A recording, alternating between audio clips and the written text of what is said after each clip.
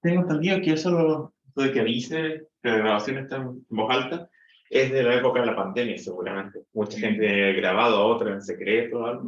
Ahora eso no se puede silenciar, por motivo de seguridad. Ya, bueno, continúo entonces. Les recuerdo muy grandes rasgos en qué quedé de la clase pasada. Ahora sí estoy compartiendo pantalla, no me equivoqué de entrada como la otra vez. Entonces, les recuerdo, partíamos con una cuestión del problema de decidibilidad en fórmulas de primer orden. Teníamos las fórmulas, que son solo símbolos, y nos preguntamos, bueno, ¿esto está diciendo algo? ¿Será verdadero o será falso en cierta estructura? Y como son solo símbolos, podemos hacer esto de una forma mecánica. Y les contaba que en los naturales no se puede, Gödel, Church, Rosa, y que una de las grandes estrategias que al día de hoy se utiliza para mostrar que en alguna estructura tampoco se puede hacer es, de alguna forma, codificar, definir dentro de esa estructura los números naturales. Y eso eran los... De hecho, ahí está la idea de definibilidad aritmética. Una forma bien quisita de decir, estamos definiendo los naturales. Y que el teorema que les quiero contar de Robinson muestra cómo se hacen anillos enteros y campos de números. Les mostré, permiso, voy a pasar al enunciado en el caso de los gaussianos, pero no lo reconozco de lejos. Tiene que ser una fórmula por aquí.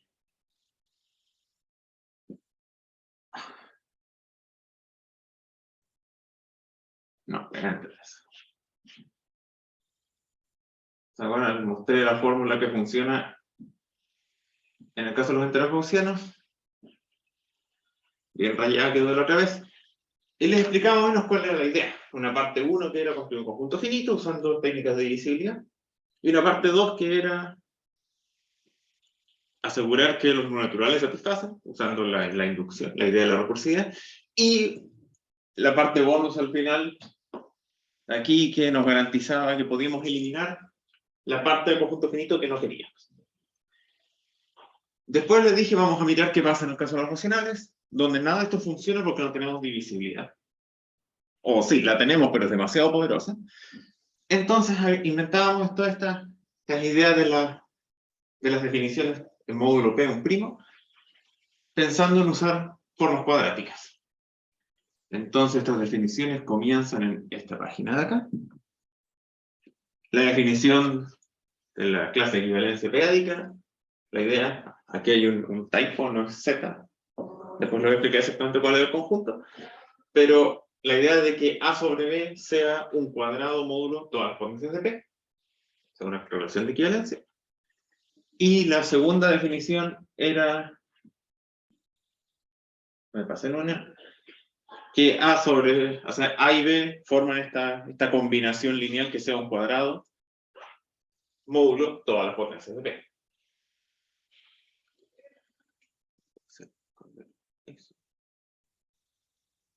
Eso puede hacer desaparecer, pero no me bajaré. Y con esas dos definiciones, te decía, íbamos a usar un teorema muy potente de Hasse, que nos dice exactamente, para una forma cuadrática específica, cuándo tiene soluciones racionales y cuándo no, en función de cómo se comporta ese racional relativo a ciertos primos, los que satisfacen esa condición que les contaba una cantidad finita de ellos, por el lema que está pegado. Es decir, que hay varias cosas bien técnicas, entonces más allá de las ideas mismas, quería mostrarles cómo se conectan y algunas demostraciones porque eran importantes. Entonces, la clase pasada mencioné este lema 1, cómo garantizar que tenemos una relación que A sobre B es un cuadrado módulo P, todas las potencias, en base a que sean congruentes módulo P a la cuarta. Y esta demostración que les decía es mucho más importante que solo ese lema, más adelante les voy a contar por qué. Y después decía, tengo varios lemas chicos que no voy a demostrar todos porque unos son muy técnicos y no son tan interesantes las demostraciones, para llegar a poder usar el lema que les contaba y poder controlar qué números racionales son representables por una expresión cuadrática. Entonces les mostré el primer lema, con esta sucesión al estilo de aproximación de Newton, que está aquí escrito para garantizar que tenemos equivalencia.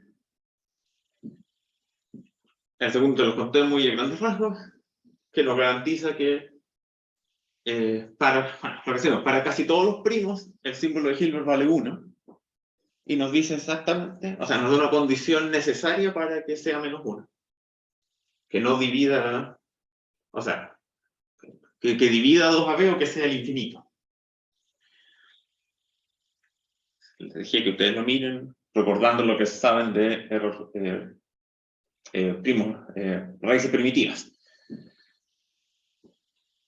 Este otro que es un caso especial de cómo, dado una con condiciones particulares de divisibilidad por P, no por P cuadrado, construir un B que da exactamente menos 1.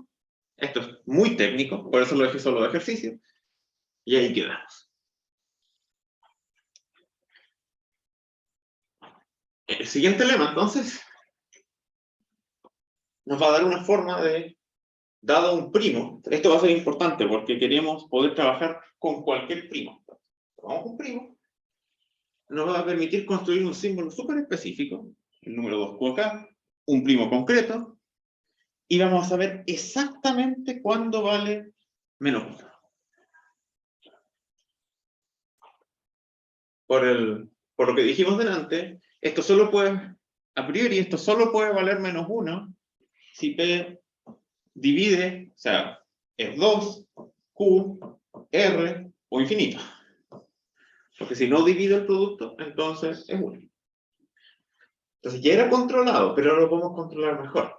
Exactamente en esos dos valores. No quiero entrar en los detalles largos porque, de hecho, vamos a aplicar todos los anteriores.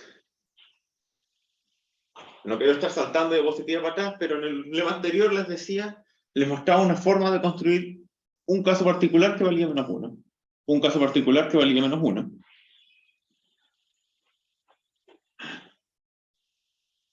Entonces después también les decía, si tenemos una congruencia módulo P a la cuarta, podemos garantizar que hay equivalencia. Tenemos una congruencia módulo Q a la cuarta, hay equivalencia. Y entonces, les recuerdo este símbolo, podemos cambiar de 1 por algo equivalente a B1 y sigue siendo menos 1. Cambiamos B2 por algo. Vas a llevar el borrador. Cambiamos B2 por algo equivalente a B2 y sigue siendo menos 1. Entonces tenemos estas dos congruencias sobre X. Por el teorema chino, es una sola congruencia sobre X módulo más grande nomás. Entonces, por Dirichlet, existe un primo R que satisface esa congruencia. Y tenemos, entonces tenemos que 2QR de 2 es menos 1. Es menos 1. 2QR de Q es menos 1. Pero como todos son positivos, les recuerdo que la definición en el caso infinito era distinta, era solo mirar los signos. Y en el caso infinito eran, o sea, si todos del mismo signo, perdón, en el signo de Hilbert, si ambos eran negativos, daba menos 1. Pero ambos son positivos, así que nos da 1. Y por la condición de la imparidad, concluimos entonces que en el caso de R tiene que ser positivo. Es una combinación de todos los lemas anteriores.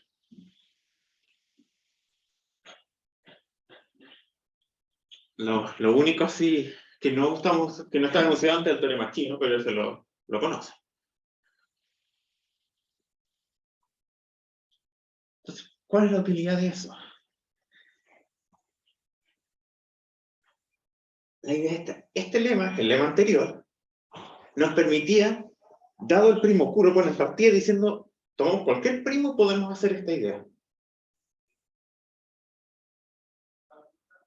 Entonces, ¿qué vamos a hacer? Vamos a tomar cualquier primo Q, vamos a construir este A igual a 2Q, vamos a tomar el R, que también es primo, que nos dice el lema anterior que existe,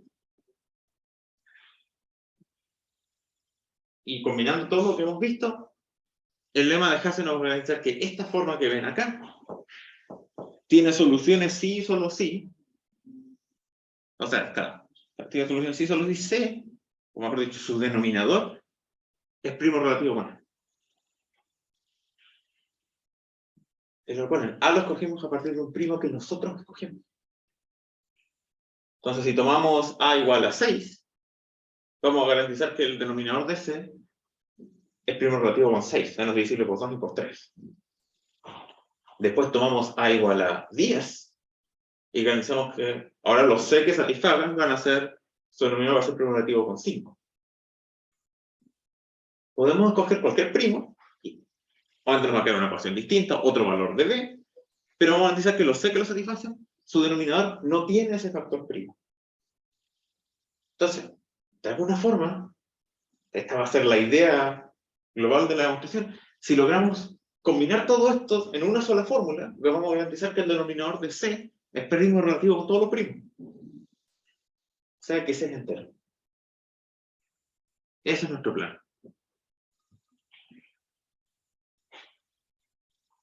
La demostración de este hecho lo veo muy rápidamente porque es una combinación de los lemas anteriores. Porque por el lema de Hasse que les decía, para saber qué clase de elementos son representables por una expresión de esa forma, les recuerdo había que preguntarse cuándo AB de P valía menos 1. Y el lema anterior nos dice exactamente en 2 y en Q. Entonces hay que ver qué pasa con esto en el primo 2 y en el primo Q.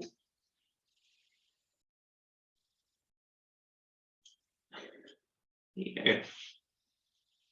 es ni particularmente largo porque ya tenemos tantos lemas apoyándonos que podemos concluir muy rápidamente. Por ejemplo, si el denominador es divisible por 2 o por Q, vamos a tener una equivalencia módulo P a la cuarta.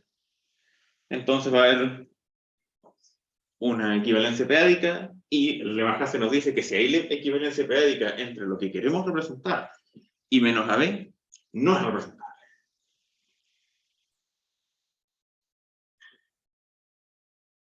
Y después aquí aparece ese lema donde les decía que hacemos que aparezca exactamente una vez un primo. Entonces si es primo relativo aparece solo una vez, así que no es un cuadrado. Podemos garantizar que estos no son equivalentes, por lo tanto se soluciona la ecuación. De esto quiero rescatar más que el método mismo, lo voy a dejar para que lo lean con calma y vean cómo se conectan todos los lemas, es el hecho de que estamos, la palabra clave aquí, trabaja azul sobre azul es una pésima idea, localmente. En este caso sí que estamos trabajando primo a primo. Nos encontramos a priori una ecuación, esta forma cuadrática solo satisfacen los enteros. De hecho, no es probable que una forma cuadrática satisfecha solo por los enteros no exista. No existe. Pero podemos ir manipulando que los denominadores no sean 2, que los denominadores no sean 3, que no sean 5, etc. Y una vez que tenemos eso, hay que poner de alguna forma eficiente cuantificadores universales. Para aprovechar el hecho, entonces, a medida que variamos A y B, cubrimos todos los denominadores y garantizamos que entonces lo que lo satisfaga debe ser entero. ¿Se dan cuenta? La fórmula phi aquí es exactamente la ecuación del lema anterior. Y la construcción nuevamente está basada en la idea inductiva.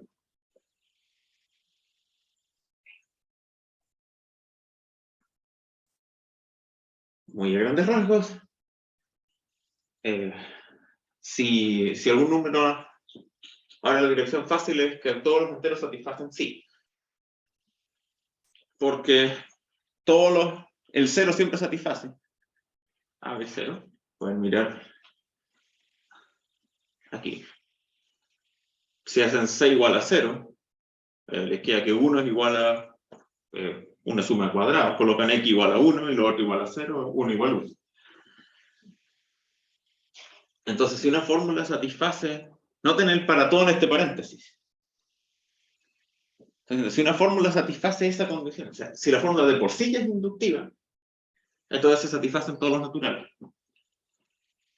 Bueno, como se satisface en 0, si es inductiva, o sea, porque se satisfacen 1, se satisfacen 2, se satisfacen 3, entonces se satisfacen cualquier natural. El problema aquí es, ¿y cómo evitamos que aparezcan números no naturales? Bueno, es el para todo. Si esta fórmula fuera satisfecha por un número racional con un denominador no trivial, choca con el para todo, porque en algún momento estos parámetros van a ser justos. Los parámetros aquí, todo el denominador no es primo relativo. Entonces, a ver, no, para esos parámetros no se va a satisfacer la fórmula.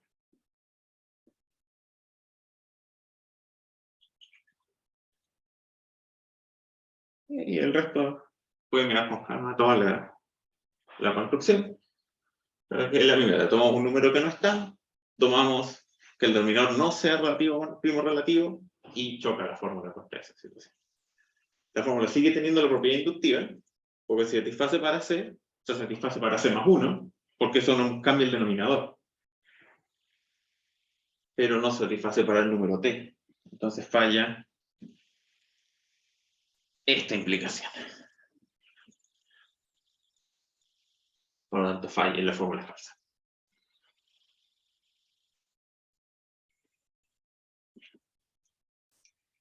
Entonces esa es la idea. Creo que terminó ahí la unidad de números racionales. Sí, de cómo construir Z en Q. Es bastante más técnica de lo que hicimos de las naturales en los gaussianos. Pero noten, como no teníamos la disciplina, pegamos hasta las formas cuadráticas. Pero aún así estamos trabajando mucho con primos. O sea, a pesar de que estamos en Q, el hecho de que Z está dentro de Q es fundamental para todo este trabajo. De que Q es el campo de fracciones de Z. Porque obviamente en Q a seca, si uno recibiera Q y no supiera que existen los enteros adentro, no podríamos hablar de los primos, esta idea de numerador, denominador, etc. Es un campo nomás. Entonces en esta construcción dependemos mucho. Espero que sea solo que se haya dormido la pantalla. Sí, se demoró más, pero dependemos realmente del hecho de que Z, o sea, que Q es el campo de fracciones de Z, y que en Z sabemos toda esta idea de los primos y todos los enunciados que les dije de las congruencias módulos P a la N, etc. Entonces ahí viene la motivación para lo que sigue, que es la idea de campos de números. El dibujo muy simple es el siguiente. Tenemos Q. Dentro de esto tenemos Z, que no solo con su anillo, no solo... Hay estos subanillos dentro de Q. La gracia es que Z tiene todas estas propiedades de los primos, de las factorizaciones, de los ideales principales, y Q es el campo de fracciones de Z. Entonces, cualquier cosa que queramos mostrar en Q lo vamos a hacer como un cociente de dos elementos en Z. Y hacer lo que hicimos aquí, apoyarnos en que miramos que el numerador sea divisible o que el denominador no tenga tal factor primo, etc. Entonces lo que queremos hacer ahora es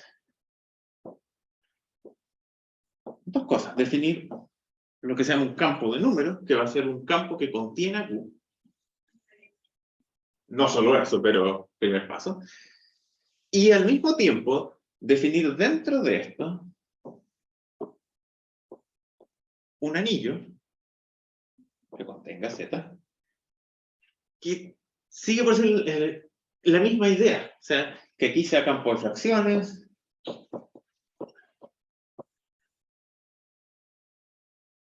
que aquí tengamos todas estas ideas buenas con los primos, no sé, la factorización o la divisibilidad, etc. De tal manera que cuando queramos trabajar en este K, que es un campo, podamos hacer un análogo a lo que hicimos recién y pensar, pero estos elementos son de la forma U sobre D, y miremos sus factores primos en este nuevo anillo. Ese es el plan, esa es la motivación para lo que sigue de campos de números. Ahora, ¿quién es este K? El Q está contenido en muchos campos, de hecho, Q está contenido en todos los campos de característica cero. Así que, ¿qué vamos a aceptar como campo de números?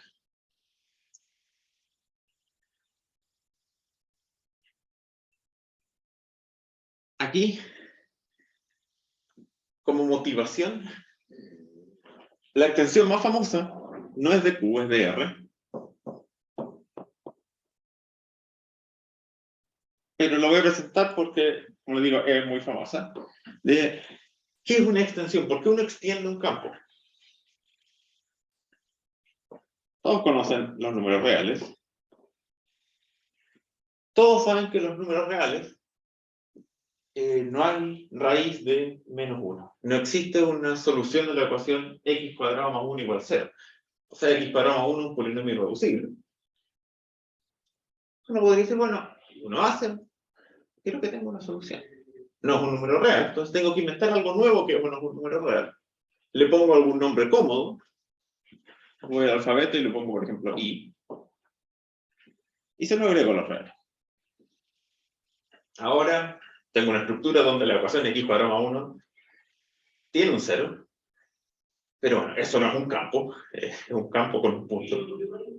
Entonces, para que siga siendo un campo, piénsenlo así, generamos el menor campo que lo contenga. O sea, es la misma idea que uno hace, no sé, desde álgebra lineal cuando genera subespacio. Como agregué i, pues tengo que agregar 2i, 3i, 5i, etc. Tengo que agregar las potencias de i, tengo que agregar los inversos de i. Después tengo que agregar combinaciones, 5 más i, sus potencias y sus inversos, 3 más 8i, etc. Y esto, todos sabemos, nos genera los números complejos. Entonces, visto de esta forma, los complejos son los reales a los que le agregamos la solución de una ecuación polinomial que no tenía soluciones. Agregamos una raíz de un polinomio reducible. Pero en los reales no hay mucho más que hacer porque los complejos son algebraicamente cerrados. Entonces, aquí esto no se puede repetir. Pero en los racionales esto se podría hacer de una forma mucho más versátil. Porque en los racionales tengo muchos más polinomios irreducibles independientes entre sí. Yo podría decir, tengo los racionales raíz cuadrada de 2. Entonces yo podría decir, voy a agregar la raíz cuadrada de 2. Voy a agregar una solución del polinomio x cuadrado menos 2 igual a 0. Y esto me da lo que se conoce como q extendido con la raíz de 2. Paréntesis. Podría hacer lo mismo con la y, ¿verdad? De hecho, no tiene por qué ser un polinomio conocido, puede ser cualquier polinomio reducible, y en Q hay polinomios reducibles de todos los grados. Que no, claro, reducible de grado mayor que 1, para asegurarnos que de verdad no tiene raíces en Q.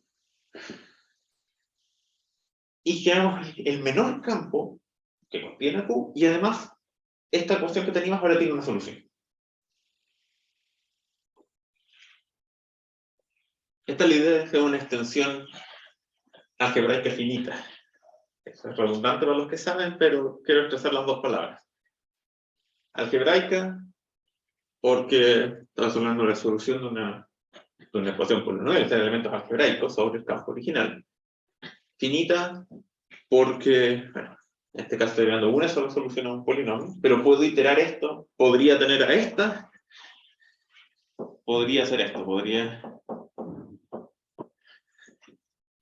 tener Q, agregarle solución a un polinomio, agregar una solución a otro polinomio, y eso me genera un nuevo campo. Esta es la idea de un campo de números. La definición formal, me salté el índice. La definición formal es con cocientes. ¿verdad? Decimos, tenemos un campo, un polinomio reducible. Entonces tomamos el anillo de polinomios y lo cocientamos por, bueno, el ideal generado por el polinomio reducible. Entonces, en el anillo de polinomios, X es trascendente. Pero cuando lo cocientamos, ahora X cumple una relación, el polinomio. El polinomio era X cuadrado más 1 igual a 0. Bueno, X cuadrado más 1. Entonces ahora X cuadrado más 1 es igual a 0. Entonces ahí tienen, los campos de números son los que se obtienen partiendo de Q, iterando este proceso un número finito de veces.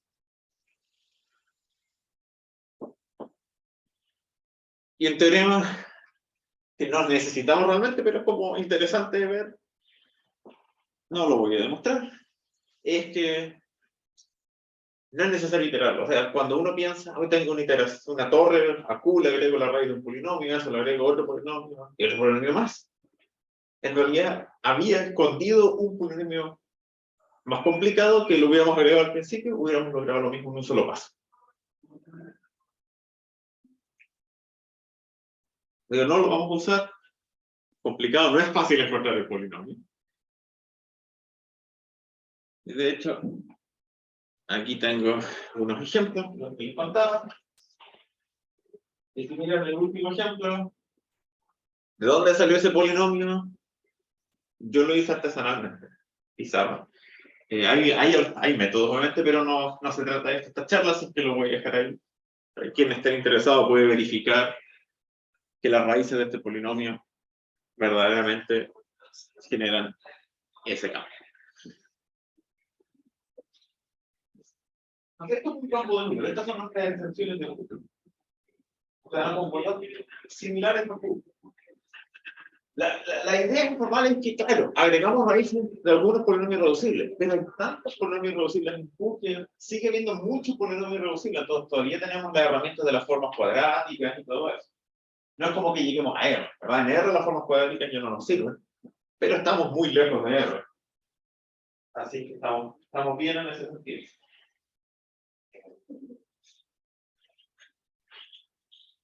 Ahora, ¿cómo vamos a definir lo otro que les decía? La idea de los enteros. Estos campos son las copias, la versión moderna, la generalización de Q. Ahora, ¿quién generaliza la idea de Z? Eso es un poco más complicado. Pero la motivación es la siguiente. Motivación.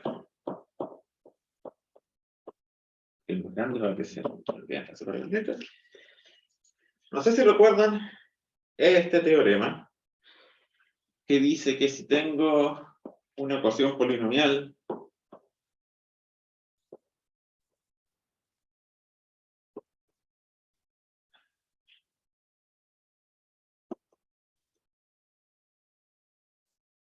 un polinomio, hacemos así, los coeficientes enteros y una raíz racional,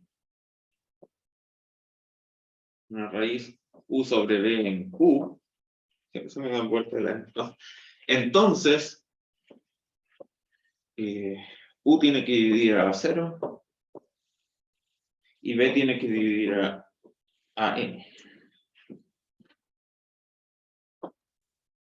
De hecho, aquí es por muy simple que sea este problema, esta propiedad, esta es una propiedad sobre Q que, para demostrarse, necesita entenderse que Q es el campo funcional de Z. Es un problema de divisibilidad. Uno reemplaza X igual a U sobre B, elimina denominadores y ahora está en Z. Estamos usando esta idea de que tenemos un campo, pero adentro está este anillo bonito. Bueno, entonces, aquí quiero ir con esto. Quiero ir que si AN fuera 1,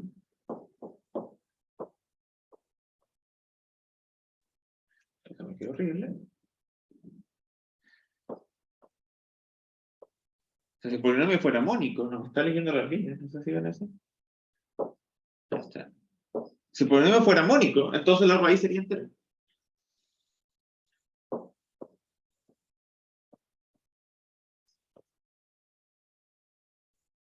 En una dirección la explicación, realmente.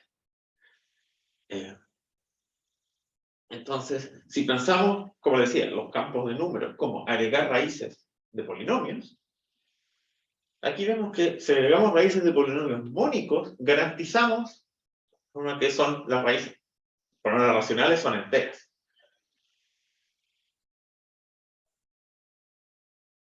Entonces, a partir de esta idea, generamos la definición siguiente. Un entero algebraico es la raíz de un polinomio mónico, con coeficientes en Z.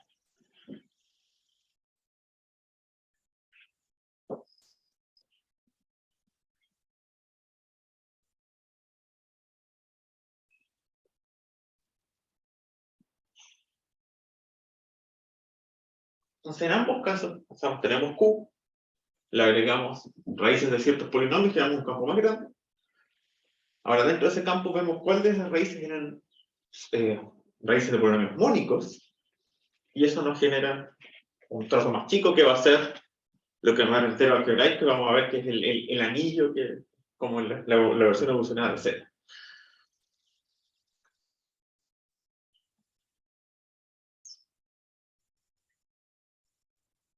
Entonces, un ejercicio del taller, por ejemplo, es que vean que en este campo, el QI, los enteros algebraicos son los enteros gaussianos que les presenté en el cursillo pasado.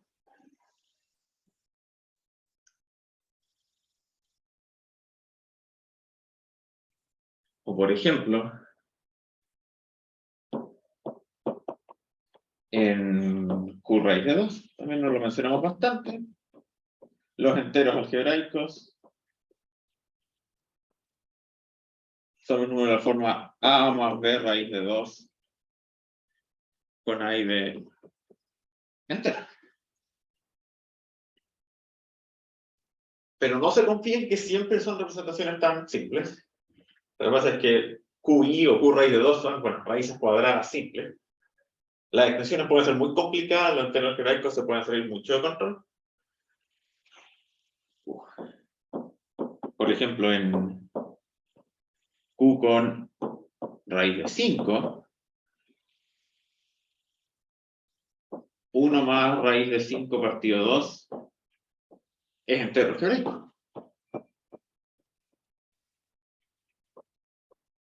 ¿Por qué? Porque es raíz de famoso, x cuadrado menos x menos 1 igual 0. Si no me equivoco en ningún signo. Y ese polinomio es mónico. Entonces, eso, a pesar de que está dividido 2. Sí, pero cumple la definición y por lo tanto vamos a ver más adelante que es el que tiene las propiedades correctas para lo que queremos hacer de evolucionar las propiedades de Z en Q a entero algebraico en campo de números. Y nuevamente, esto es una raíz cuadrada. De hecho, en campos hay muchas cosas que no se saben en campos de números porque pueden ser muy extraños algunos. Van a ser muy extraños porque tenemos en Q polinomios reducibles de grado arbitrariamente grande.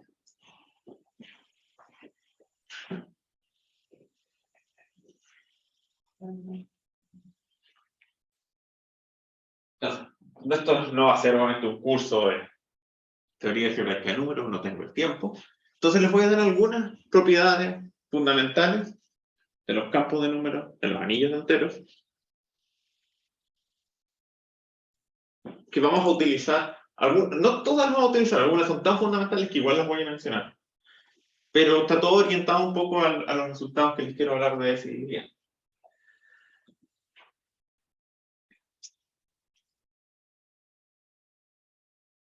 Entonces, bueno, como les decía, un campo lo podemos pensar como estamos viendo la raíz de un polinomio de grado n.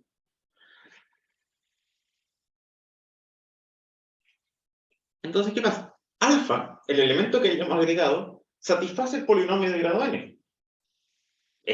Por eso lo agregamos. Lo que significa que la potencia alfa a la n se puede despejar en términos de las potencias anteriores de alfa.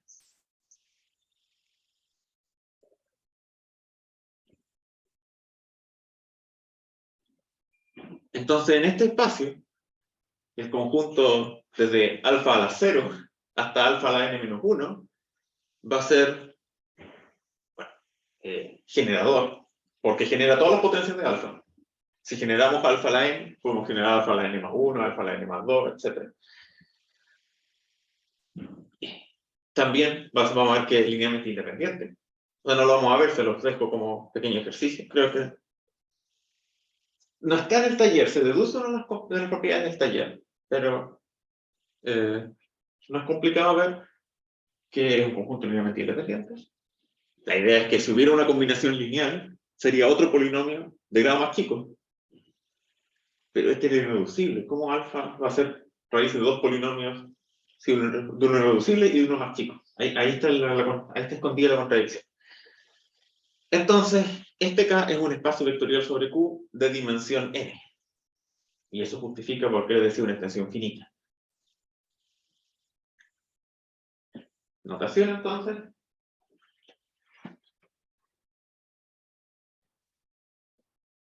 Entonces tenemos el grado de n y tenemos la base, las potencias de alfa.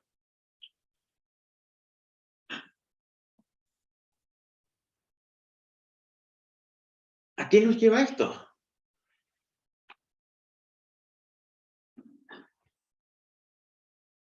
Alfa es una raíz, voy a seguir con la misma notación, ¿verdad? De P, de X, de grado n. Ahora este es un polinomio irreducible en Q. Entonces, y esto sí está en el taller, ese polinomio tiene n raíces distintas en los complejos. No puede tener raíces repetidas.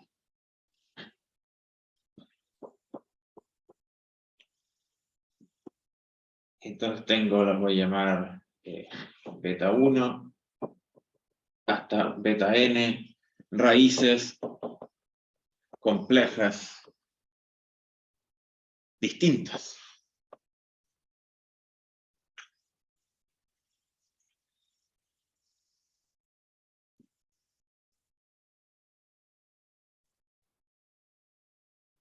Ahora, ¿qué pasa?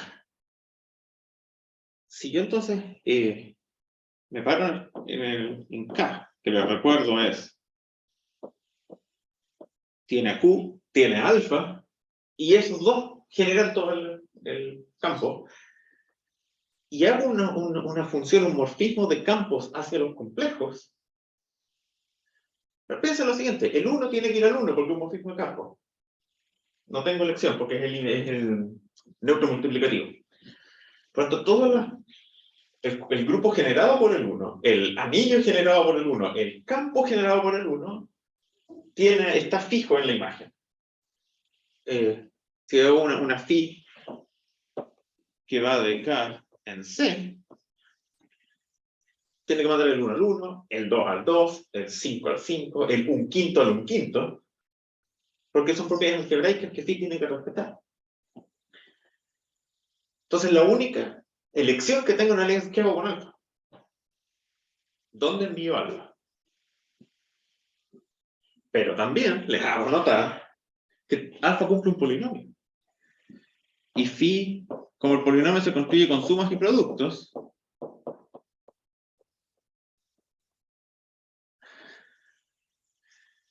esas dos operaciones conmutan con phi. A lo que estoy diciendo es que el alfa, como es raíz del polinomio, tiene que ser enviado a alguna raíz del polinomio. O sea, alfa solo puede ser enviado a estos valores.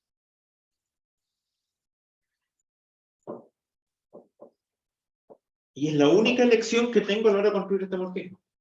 Todo lo demás está determinado. Esto es un morfismo de campo, así que es automáticamente inyectivo. Si no lo saben, bueno, ¿quién va a ser el kernel? Los dejo para que lo piensen. Entonces tenemos, en elecciones tenemos n embeddings de K en los complejos.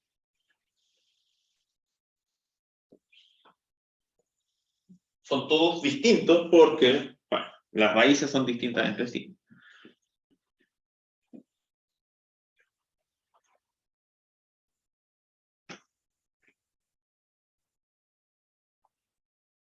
Y esto nos da origen a algunas definiciones. Le digo ahí, proposiciones están en el taller, tenemos el embedding que es esta, otra forma de definirlo, lo definí, o sea, de ver su existencia. Entonces existen exactamente n, eso es lo que les demostré. Entonces si tenemos un elemento en el campo, K, vamos a llevar a sus conjugados a las n imágenes dentro de los complejos de este elemento en K. Y hay una advertencia, no es exactamente lo mismo de la definición de teoría de Galois. Si ya han conocido teoría de Galois, obviamente hay una similitud porque hay unos isomorfismos, pero no es lo mismo. Los conjugados aquí no viven en K, viven en los complejos.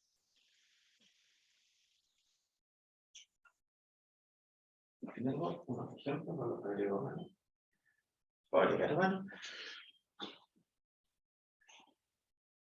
Entonces, por ejemplo, si tenemos la extensión, la más simple, Q raíz de 2, este tiene dos embeddings en los complejos. Depende a cuál de las dos raíces de 2 mandamos el símbolo. ¿Verdad? En el embedding, en el phi1, mandamos, no sé, A más B raíz de 2, como elemento algebraico aquí, se va al número complejo A más B raíz de 2. Y en el phi2, A más B raíz de 2.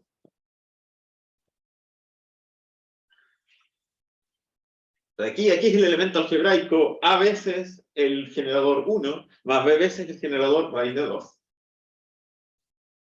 Entonces aquí, mientras que acá es un número complejo, de hecho lo pueden ver por ejemplo en los reales, entonces va a tener un signo que puede, por ejemplo, con A igual 1 y B igual 1, uno de estos es positivo y el otro es negativo. Están dentro de los complejos, o en este caso de los reales.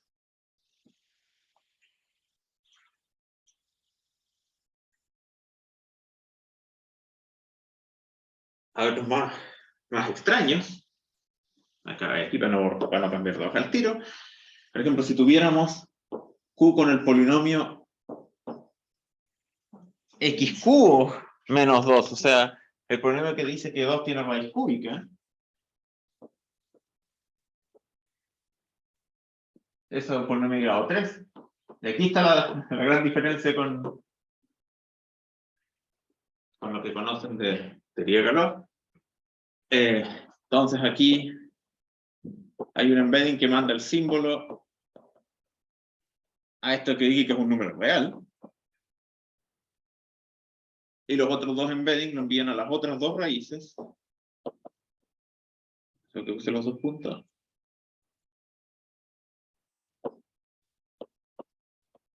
Envían a la raíz cúbica de 2 exponencial de 2 pi y tercios.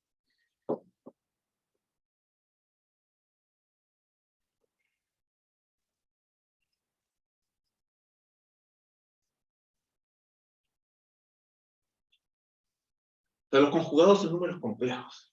Por lo tanto, siempre son n. En algunos casos contando multiplicidades, porque, por ejemplo, en el caso raíz de 2, phi de 1 del número 2 es 2. Y phi de 2 del número 2 también es 2.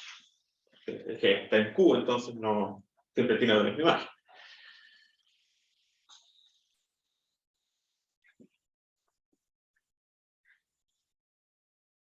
Entonces son todas las formas en que se podría incrustar el campo número dentro de los complejos.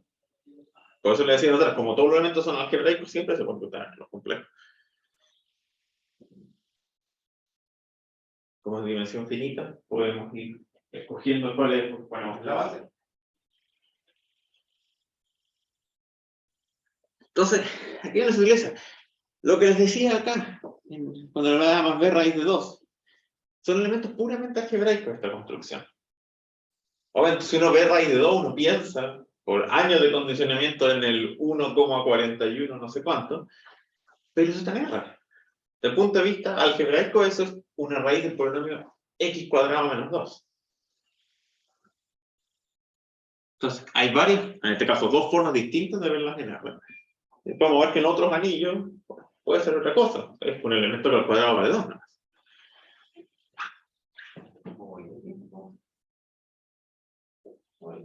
poco lento, pero bien. Entonces, se pueden hacer muchas cosas con conjugados. Como les dije, no les voy a presentar todo, es para llegar a las demostraciones que quiero hacer.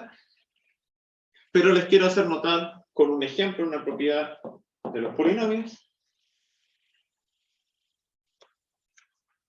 Puede que conozcan, pero lo menciono rápidamente. Si tienen un polinomio con coeficientes racionales,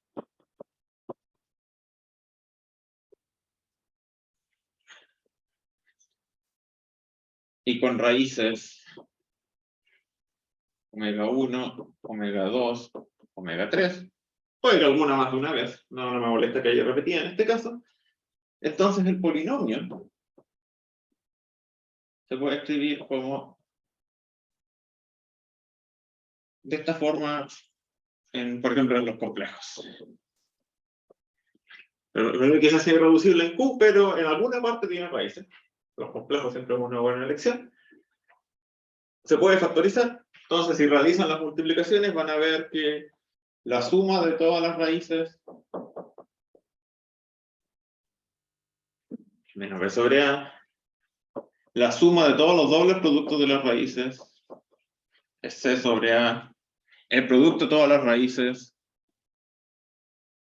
es menos d sobre a, no me ligo el signo menos, y aquí se nos muestra en el caso de 3, pero esto funciona en cualquier número variable. Partimos con sumas de productos de 1, sumas de los productos de 2, sumas de los productos de 3, así hasta que llegamos al producto de todas las raíces, que es el único sumado. Y nos dan combinaciones aquí de los coeficientes, por lo tanto todos estos números son racionales. Fórmulas de Cardano-Vieta, me parece que se llaman. Uno las conoce de cuando en el colegio les empiezan a factorizar polinomios de grado 2, pero funcionan en todos los grados. Y nos va a servir porque, si se fijan, los conjugados, un elemento en un campo de números, y sus conjugados son todos raíces del mismo polinomio. Voy a ver acá, esta propiedad que las tengo aquí. Entonces, el elemento en campo de números vive en una extensión de Q. Sus conjugados son números complejos, como puede ver algunos con una escritura quizá muy extraña, pero el producto de todos los conjugados es un número racional.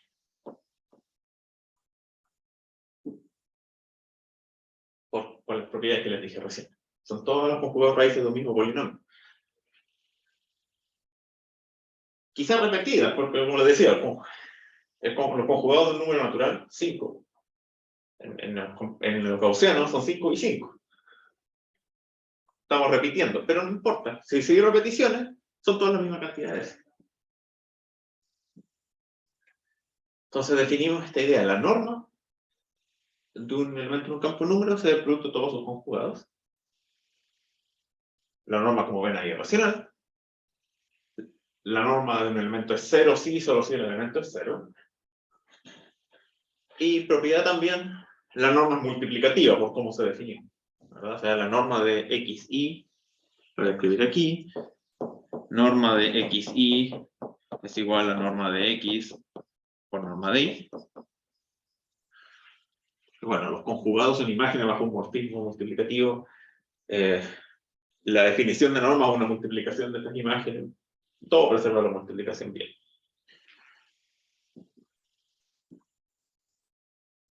Y este es un número racional. O sea, aquí tenemos una función que baja, tenemos en el campo K, y nos devuelve un número racional asociado al elemento que estamos mirando. Algunos ejemplos. Este, que les debería sonar conocido, porque lo usamos en la demostración en el caso de los enteros gaussianos. No saben, el valor absoluto al cuadrado es un número complejo por su conjugado. Que es lo que acabamos de hacer, multiplicar un número por su conjugado. Lo tenía anotado aquí, se me había olvidado. Lo que les decía en el caso de los números que ya son racionales, es simplemente una potencia porque él es su propio conjugado hartas veces. Observación, la norma depende del campo. Si yo escojo otro campo K, las normas cambian. Incluso de los elementos racionales, que ya están en el campo. Porque siempre se multiplican los n conjugados. Si llega a haber repeticiones, se incorpora esa repetición a la multiplicación. Y advertencia aquí, como siempre, hay algún motivo histórico detrás de esto, pero no es una norma en el sentido que ustedes seguramente conocen lo que es una norma. No es valores negativos, ¿verdad? O sea, la norma de 1 más raíz de 2 en q raíz de 2 va a ser 1 más raíz de 2, 1 menos raíz de 2, 1 menos 2, menos 1. Con más calma, de hecho, con esos mismos valores se puede construir un caso donde la desigualdad triangular no se desplace. No es topológico, para nada. Se llama norma por otros motivos.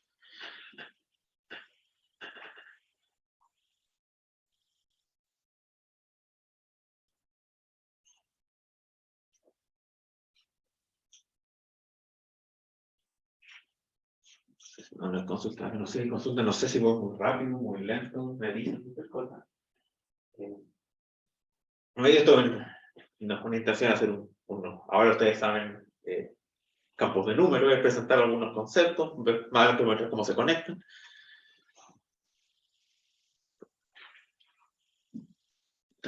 Lo siguiente que quiero hablar es de los enteros algebraicos. Les conté lo que era. Quiero contar un poco de sus propiedades.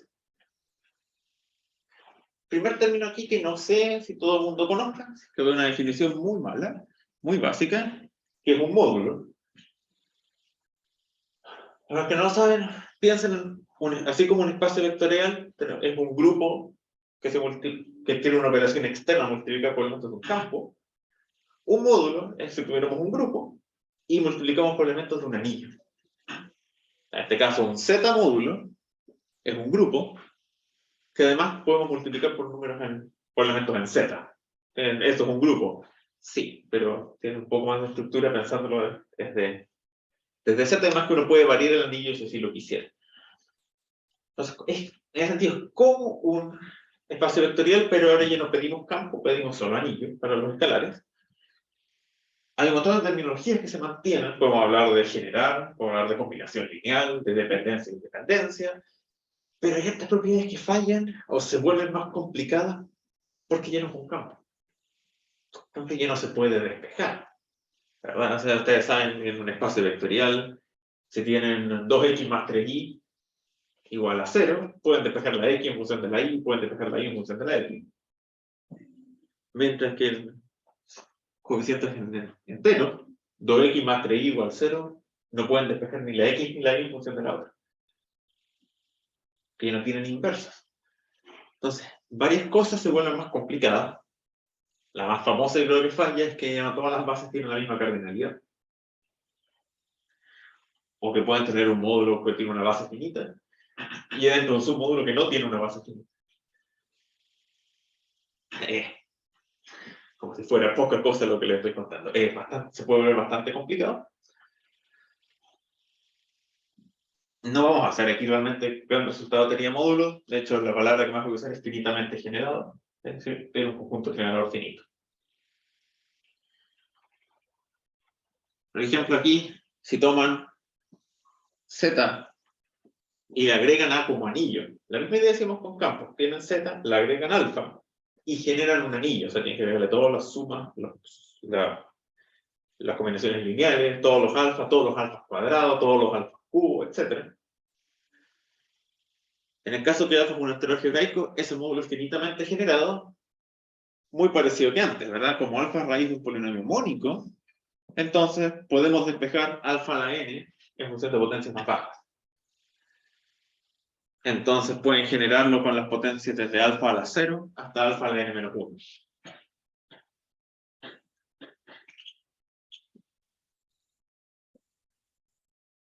Que hay aquí que no es complicado de ver. Entonces, si tienen ahora el anillo generado por z, alfa, beta, que es más complicado, tienen que dar todas las potencias de alfa, todas las potencias de beta, todas las sumas entre sí, etcétera, todas las combinaciones lineales, también va a ser finitamente generado. La idea es que pueden, de alguna forma, combinar las dos bases para obtener una base de este otro anillo.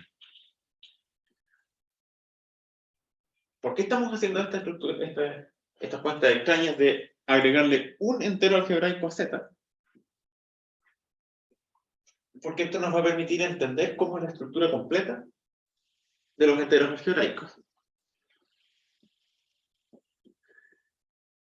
Es un anillo.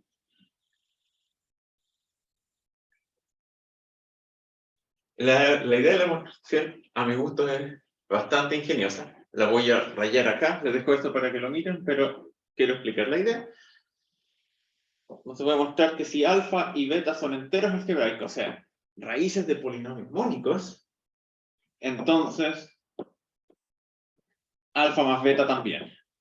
Alfa por beta se hace igual. Y el problema está en que la definición misma es muy complicada de usar aquí.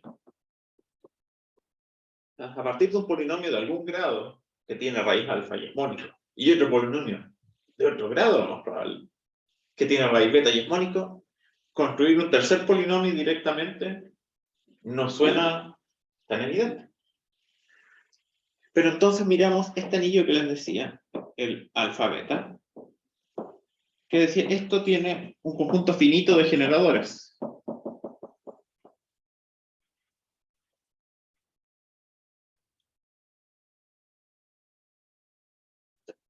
¿Se dan cuenta? Este elemento está allá adentro.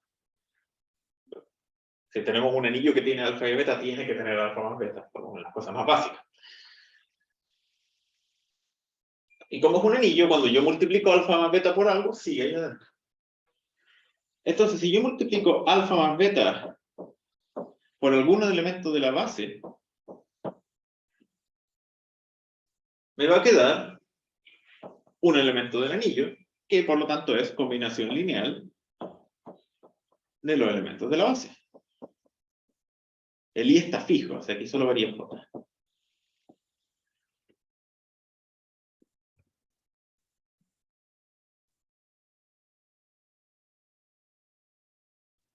Pero entonces, si hacemos el vector x de los elementos de la base y la matriz B con estos coeficientes de IJ, que son todos enteros, porque estamos en un Z módulo, o sea, estamos haciendo combinaciones lineales con coeficientes enteros, nos va a quedar que alfa más beta por el vector x es igual a la matriz B por el vector x. Y eso es un valor propio. Alfa más beta es un valor propio.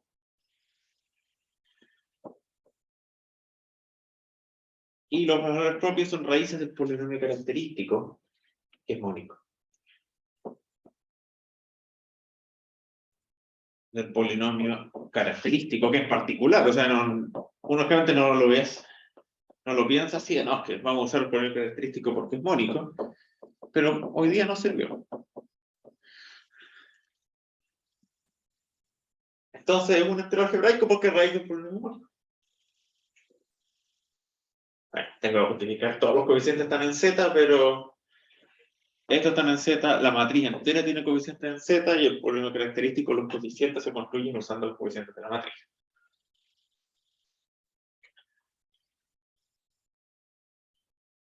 Y pueden ver que esto mismo tal cual, ni siquiera es del taller, porque es, literalmente, hay que cambiar el símbolo suma por un símbolo producto y funciona igual. Se utiliza para mostrar que el producto también es un entero algebraico. Entonces, los enteros algebraicos forman un anillo. Pueden cambiar el map por un por y funciona todo igual. Entonces, conclusión, es un anillo. Bueno, que tengo en lo siguiente, algunas propiedades. Entonces estamos formando esta figura. Tenemos el campo Q, tenemos el campo de números K, tenemos dentro de Q está Z, dentro de K está ahora el anillo de los enteros algebraicos, que no me acuerdo si lo escribí en el anterior, pero lo escribo aquí. Entonces, OK son enteros algebraicos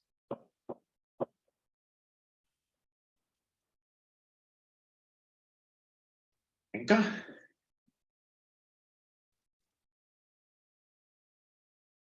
¿Verdad? Los conjugados, ahí está la demostración. Los conjugados son enteros algebraicos, son polinomios del mismo, raíces del mismo polinomio. Si es mónico, sigue siendo mónico. En la segunda propiedad queda de ejercicio en el taller. Y esto no lo vamos a mostrar porque es muy pesado. Que el anillo de enteros algebraicos es finitamente generado. De hecho, su dimensión, o sea, tiene una base de tamaño n, el mismo n del polinomio que generaba K. El mismo grado de K sobre Q es el mismo grado de OK sobre Z. Pero eso es muy pesado y no lo vamos a necesitar realmente. Este no es un ejercicio del taller, pero no es lo que les quiero contar hoy día.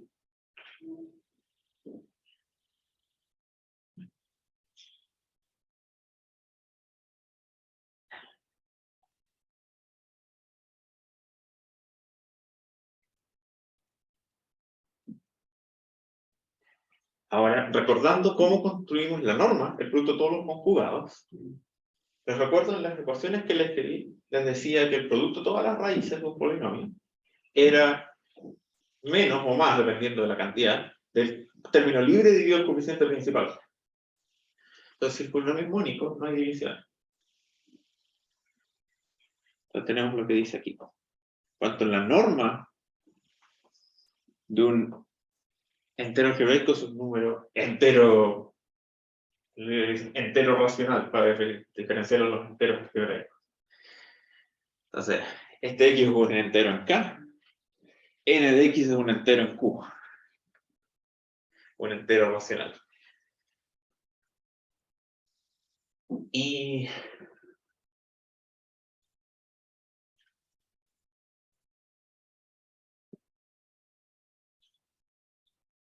le vamos a poner un paréntesis a esta, porque la estaba pensando, no la necesito. No, sí, verdad. No dije nada. Tiene varias propiedades que vienen del hecho de que, bueno, estábamos en un anillo, ¿verdad? Todas las normas de los elementos son en Z, y la norma ya dijimos que era multiplicativa, entonces tenemos propiedades como esta. O bueno, o que las unidades, algunas tienen algunas cosas técnicas, pero espero que a grandes rasgos se vea por qué funciona.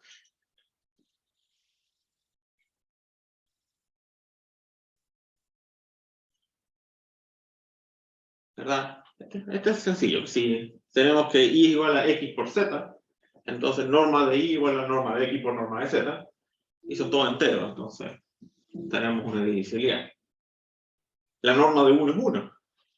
Entonces los números que dividen a 1 en OK, su norma tiene que dividir a 1 en z, y solo hay dos números en z que dividen a 1, más y menos 1.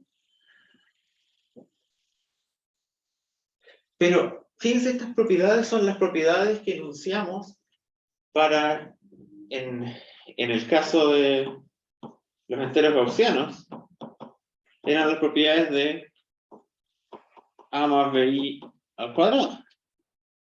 Y ya dijimos que esa es la norma. Estamos generalizando la idea de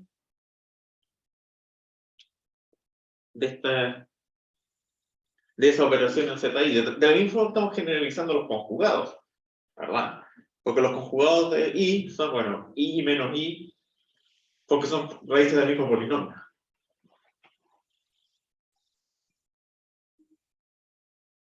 Ahora creo que viene una importante, sí.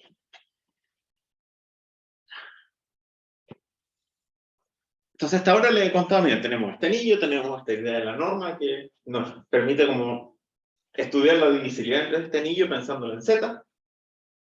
Y les he estado diciendo, estamos buscando un anillo dentro de un campo de números que sea lo mejor posible para recuperar todo lo que les decía de las cosas cuadráticas, todo lo que hablamos de primos y de módulo primo, etc. El problema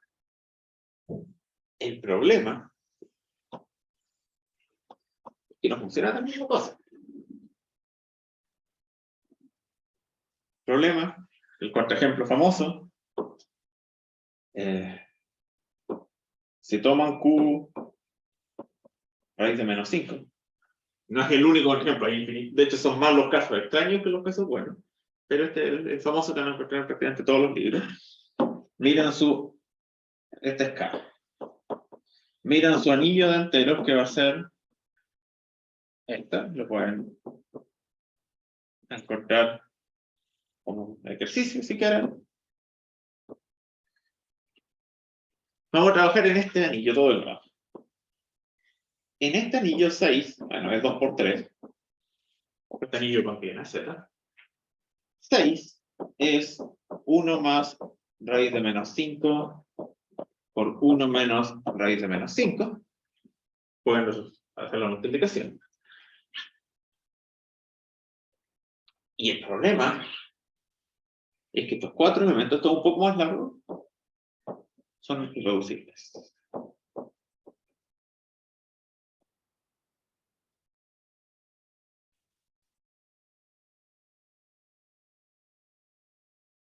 Se puede ver, por ejemplo, usando la norma. En la norma de ese elemento es 6.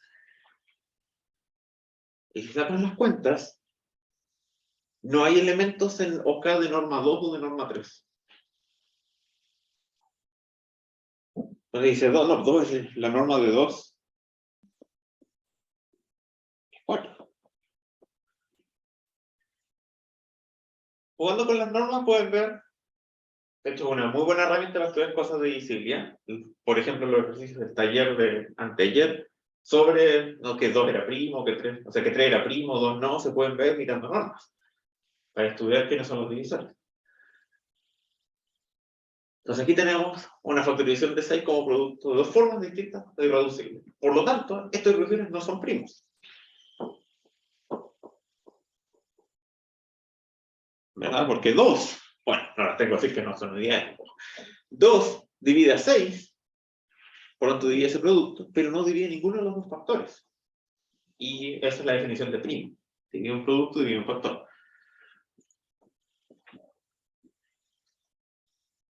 Y esto parece ser un problema bien serio, ¿verdad? O sea, estamos buscando algo, estamos tratando de recuperar las propiedades de Z. Estamos, para poder describir los elementos de K como fracciones en este anillo, en OK. Y estudiar eso, los factores primos, las congruencias módulos, etcétera, para las formas cuadráticas, para lo que sea. Entonces, esto es como un tope bien grande si uno quisiera estudiar primos. De inmediato que no haya factorización única o que hay irreducibles que no sean primos es un problema serio. De hecho, lo que les comentaba la otra vez, una demostración errónea del último teorema de Fermat, que estoy casi seguro que es de Kummer, viene del hecho de que él pensó que todos los OK iban a tener factorización única. Entonces, tomó la expresión el x a la n más y a la n, mostró que se factorizaba de cierta forma, y que también se podía factorizar de otra forma, pasaban cosas extrañas, miró los primos que dividían a los factores y llegó a una cuarta división. Y el problema está en que factorizó la expresión dentro de un anillo entero.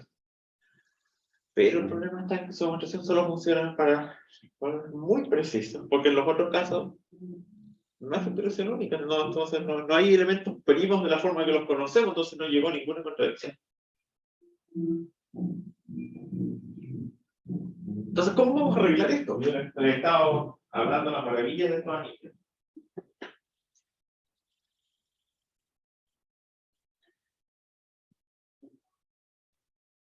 Entonces, observen lo siguiente. Seguimos en el mismo OK.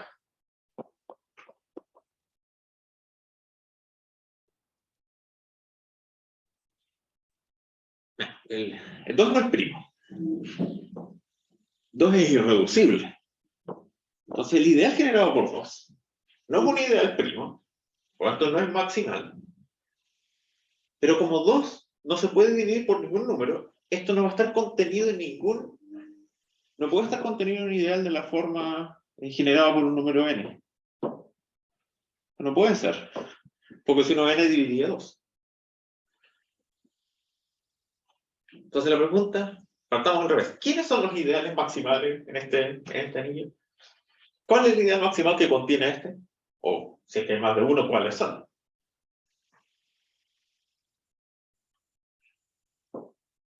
Observemos lo siguiente. Tomamos el ideal generado por 2 y 1 más raíz de menos 5.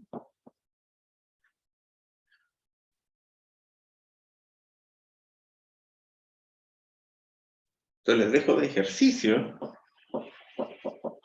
si quieren manualmente mirar las clases, mirar quién es OK sobre I de OK. De hecho, tiene tan pocos elementos que pueden encontrar la tabla misma. Les va a dar un campo.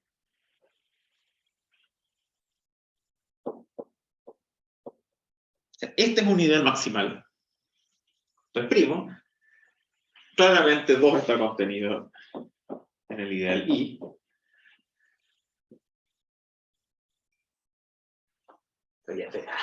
Por eso, ahí estaba un ideal maximal, ¿verdad?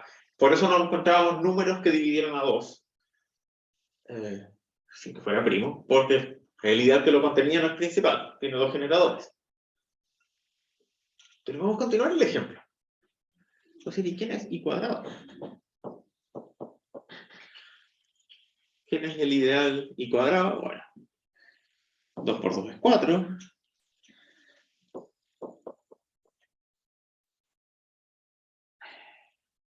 5 a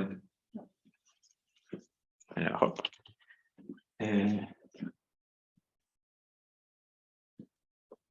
Y 1 más raíz de 5 por 1 más raíz de 5 es menos 4 más 2 raíz de 5. Entonces, si se dan cuenta, bueno, todos los coeficientes de estos son pares. O sea, este I cuadrado está contenido en el ideal generado por 2. Pero, si hacen este menos ese le va a dar 6, le restan el 4, les da 2. O sea, esto es el ideal generado por 2.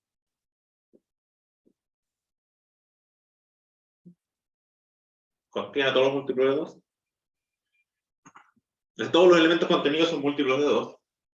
Y también contienen 2. Entonces, es el ideal generado por el 2.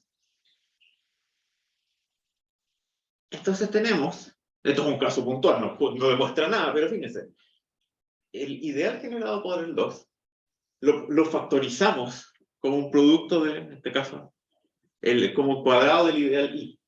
Entonces no es el número 2 el que factorizamos, el número 2 es irreducible, pero el ideal 2 se factoriza como I cuadrado.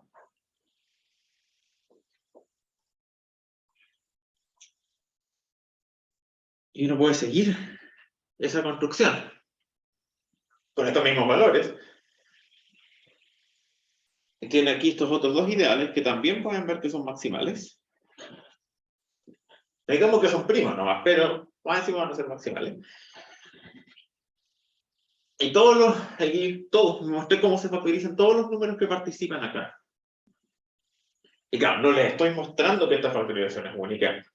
No lo voy a hacer, pero les cuento. Esta factorización es única.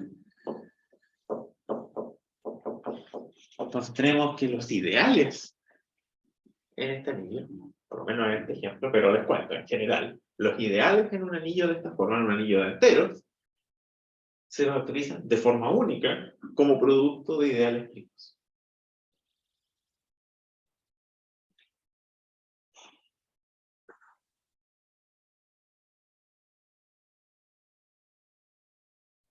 Comentario. Primera recomendación. Si están aprendiendo esto, hagan este ejemplo. Casi todos los libros mencionan, por lo menos hasta aquí, a veces mencionan los ideales, pero ilumina mucho sacar estas cuentas. cómo ven que estos ideales son primos. Recomendación, no usen la definición, úsenlo, vean qué estructura queda cociente, es mucho más razonable. Vean cómo funcionan estas factorizaciones.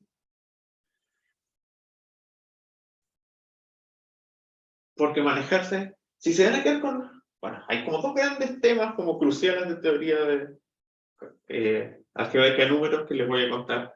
Este es uno de ellos, aunque no entiendan las demostraciones, o sea, quizá todavía no entienden ideales o lo que sea, quédense con esta idea para cuando sepan más la completen en su cabeza. Es que en OK se trabaja con ideales, no con elementos, por así decirlo. Si un ideal contiene a otro, entonces podemos hacer división de ideales. Si Y está contenido en J, entonces existe un H, que es J por H es I. Tenemos la versión ideal en los enteros, uno dice todos los números primos son irreducibles, todos los irreducibles son primos. Aquí lo usamos como ideales. Todos los primos son maximales.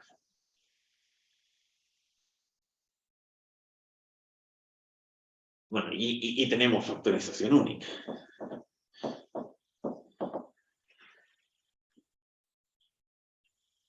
No voy a mostrar ninguna de estas. El ejemplo está ahí para contar más o menos cómo ocurre. Entonces podemos, la misma notación incluso de los enteros se la podemos pasar a los ideales. Entonces podemos decir que un ideal primo divide un elemento X. Esto es una notación que en realidad dice el elemento X está contenido en el ideal primo.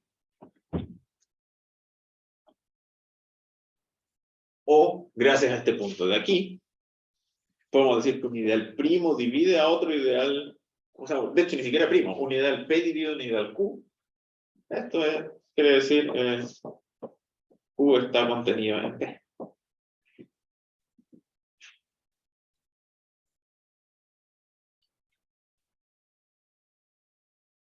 Parece, no sé cuántos saben, tengo público acá, tengo público online, esto va a quedar grabado, pero les vamos a ver que todas estas propiedades son extrañas, ¿eh? No van a funcionar en cualquier anillo. Caso más simple, piensen en los polinomios. Vuelvo a esta hoja al tiro, pero piensen en los polinomios con coeficientes en Z. Entonces, el ideal generado por 2 es primo, pero no maximal. El ideal generado por X es primo, pero no maximal. Y ambos están contenidos en el ideal generado por 2 y por X, que este sí es maximal.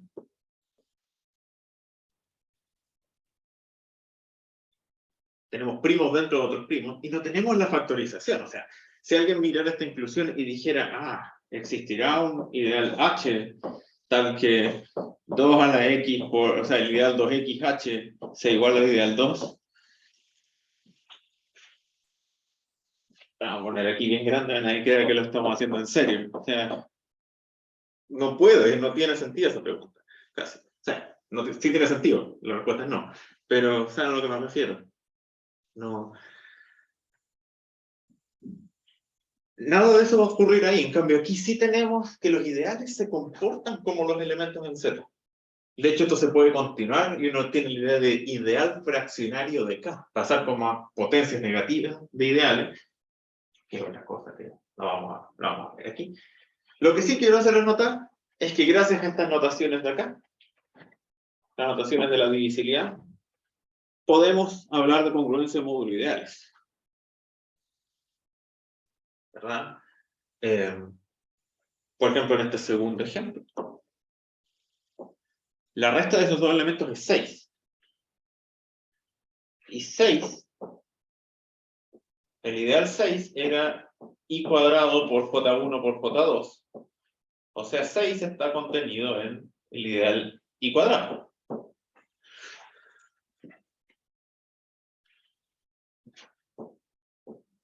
Entonces, decimos, 6 es congruente a 0 módulo I cuadrado. Y operan las mismas propiedades. Incluso tenemos raíces efectivas, tenemos un número finito de clases de equivalencia, tenemos versiones de los teoremas, no sé, el pequeño teorema de Fermat, etc. sea, de verdad, esta es la nueva forma, esa es como la primera gran moraleja que quiero que se lleven de esta presentación. En los anillos enteros, uno no piensa en números, piensa en ideales. Uno pasa las definiciones a los ideales. Uno dice, esta hoja está rayada, voy a pasar otra. En Z, uno decía A y B, coprimos, no recuerdo, esto significaba que existían X e Y, la de la identidad versus AX más BY igual 1. Ahora en OK, uno piensa de esta forma, uno dice, esto es un múltiplo de A, esto es un múltiplo de B. Entonces voy a decir que el ideal Y, el ideal J son coprimos. Si algún elemento de Y, o sea, uno de los múltiplos, más algún elemento de J, uno de los múltiplos, nos da un ideal que contiene el 1, que es todo el anillo. Entonces traduce todas las propiedades, todas las definiciones a los ideales, y muchos se mantienen, se pierden en el elemento, pero funcionan en ideales.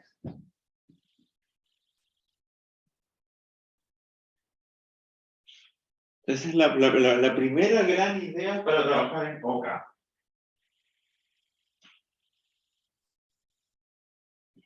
La otra gran idea para trabajar en teoría de números, tenemos casi todos los ingredientes, quiero presentar uno más. De hecho, no sé para qué hay una hoja, si lo puedo mostrar aquí. Entonces aquí, no es muy indicador el Viva, pero aquí cambié a otro subtema, a los embeddings reales. Para un poco, porque fue un cambio muy brusco de tema. Como digo, no quiero hablar de todo lo que se puede hacer acá, no podría, pero me queda media hora nomás. Pero lo que les conté antes es una gran herramienta para trabajar en OK, pensar en ideales. Y vamos a mencionarlo un poco más adelante, porque ahora cuando hablemos del número, ya no hablamos del número primo, hablamos de ideal primo. Pero otra idea importante, que las dos van a converger a un punto en unas 4 diapositivas más, es, recuerden que tenemos todos los embeddings de un campo en los complejos. Pero es posible, para algunos campos, que todos, algunos, ninguno, no salgamos viendo, de estos embeddings en realidad estén en R. ¿No? O sea, bueno, en este caso, o sea, los dos embeddings van a ser, bueno, todas las imágenes de la raíz de 2 son números reales. Entonces todos los embeddings realmente están contenidos en R. En algunos casos, como en el QI, no hay ningún embedding que se contenga en R. En algunos otros casos, como el de la raíz cúbica de 2, algunas de las raíces cúbicas de 2 son reales, y otras no. ¿Por qué enfatizo esto? Recuerden lo que les decía, en K, raíz de 2, o lo que estemos hablando, es un símbolo que representa la raíz de un polinomio. No lo estamos pensando como un número real, como una aproximación racional de los decimales, nada por el estilo. Es cuando lo incrustamos en los complejos que le damos el valor tradicional en decimales, pero quieren empezar así. Y es cuando lo incrustamos en los reales que le ponemos un signo. Por ejemplo, miren, 1 más raíz de 2 en este campo. Eso es un elemento de K, 100% algebraico. Ahora, cuando lo hacemos los embeddings en los reales, uno de los embeddings va a ser 2,41, bla, bla, bla. El otro va a ser menos 0,58, bla, bla, bla. De ahí tienen signos. Ahí voy a decir, miren, uno de embedding es positivo, el otro es negativo. Pero eso igual nos va a dar algún tipo de información, como esta pequeña conclusión que les digo acá. Gracias a esa pura línea que les hice notar, sabemos que este elemento alfa en K no puede ser una suma cuadrada. Porque si fuera una suma al cuadrado, esa suma cuadrada se mueve por un embedding y llega a una suma cuadrada en R. Y claro, tiene que ser verdadera en ambos casos. Tiene que ser verdadero la que vale 2,4 y tiene que ser verdadero la que vale menos 0,5. Y esa no puede ser.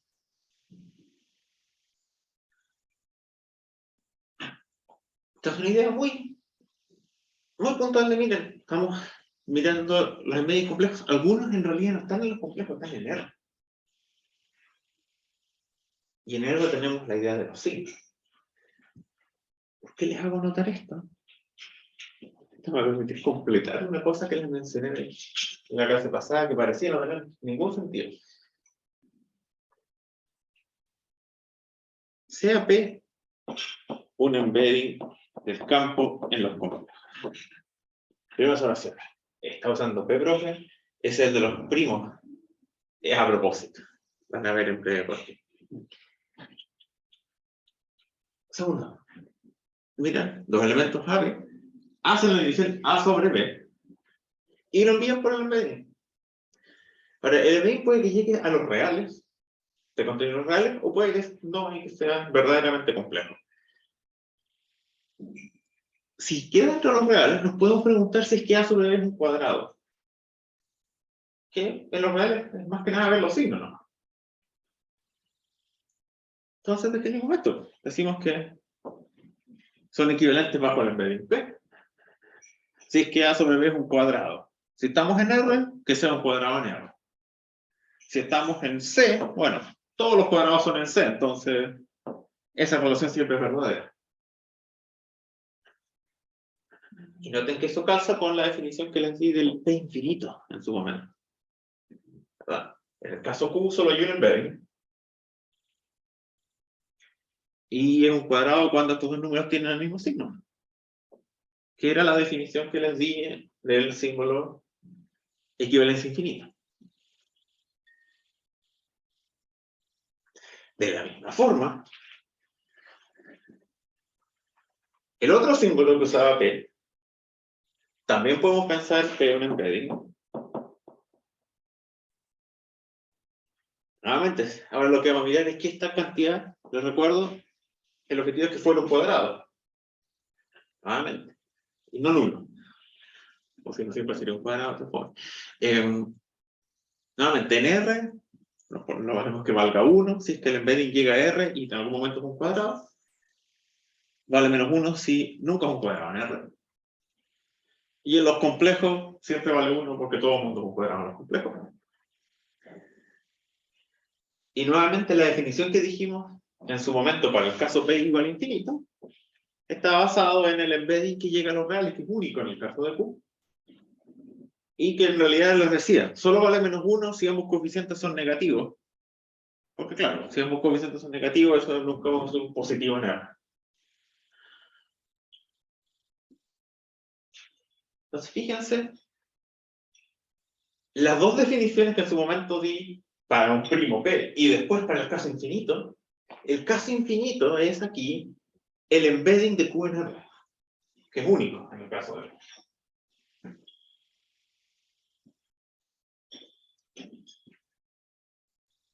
Entonces, ahí empiezan a ver cómo se conectan los dos casos. Porque ahora ven, por ejemplo, ahora en ambos casos, tanto en el caso del primo como en el caso del embedding, estamos mirando si esta expresión de un cuadrado. En el caso del primo era el cuadrado módulo todas las potencias. Lo mismo en el anterior. Pero sigue la pregunta, ya, ok, ya estamos mirando cuadrados en los dos casos. Pero uno es un primo, un ideal primo. Y este es un embedding en los complejos. ¿Dónde está la conexión? ¿Por qué usamos la misma letra? ¿Por qué usamos la misma definición? Y lo peor de todo, ¿por qué funciona? Como les decía, el producto, por ejemplo, del lema de Hilbert, perdón, el producto de todos los símbolos de Hilbert es 1. Multiplica los primos y el embedding. Y va a funcionar también en campos de números, donde hay más ideales primos y más embedding. ¿Por qué son los mismos? Entonces les hago las siguientes observaciones.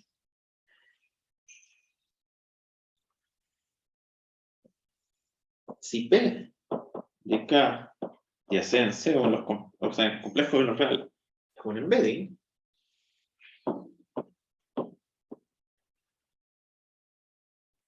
entonces acá le podemos poner la topología inducida por, bueno, P de K en lo complejo. porque esto, K y P de K van a ser isomorfos. Hay una biyección. Entonces, bueno, eso creo que estoy explicando demasiado. Esta topología es una topología de campo, o sea, la suma y el producto son continuos, porque es la topología de C. Continuos. Y una topología inducida por un valor absoluto. Por valor absoluto, porque es la topología de C. No voy a decir la palabra norma aquí porque ya la usamos para otra cosa, va a ser peor. Puede ser valor absoluto. Entonces, es una topología compatible con la estructura de campo, que tiene sentido, estamos campos de números, y está inducida por un valor absoluto, porque estamos en C. Aquí no estoy diciendo nada sorprendente. Ahora, miremos, partamos por OK, partamos más sencillo. En OK tenemos P un ideal primo.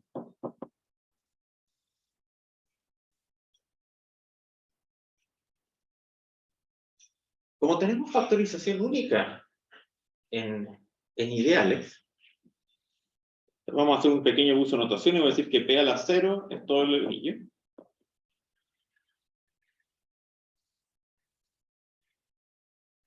La intersección de todas las potencias del ideal P va a ser el 0. Si hubiera algún otro elemento aquí, sería divisible por todas las potencias de P y violaría la factorización única.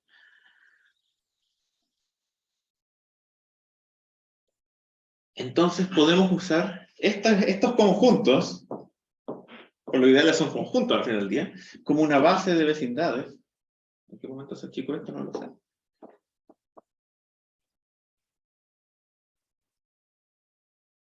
De 0. Vamos a construir una topología.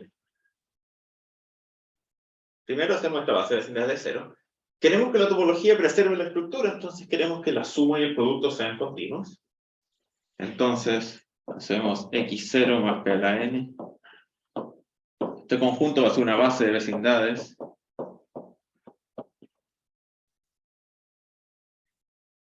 de x0. Entonces, esto me da una topología por ahora en el anillo.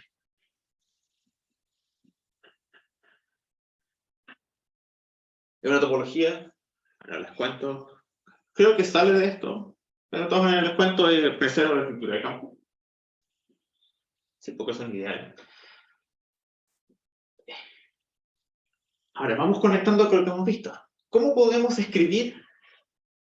Recuerden que un elemento, si un elemento está en un ideal, puedo decir que es divisible por ese ideal. Entonces, ¿cómo son las sucesiones que convergen a 0?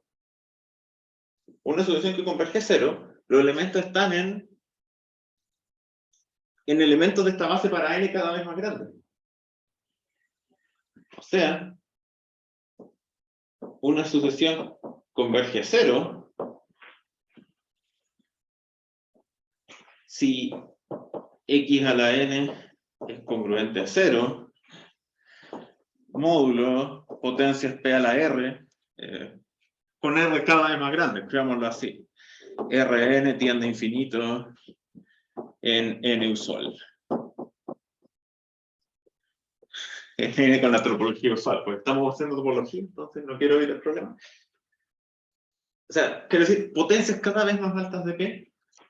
Esto es lo que está pasando aquí. Una notación converge a 0 si están más y más elementos de esta base. O sea, es congruente a 0 módulos cada vez más grandes de potencias de P. Un poco. Ahí ven la conexión con las definiciones que hemos visto.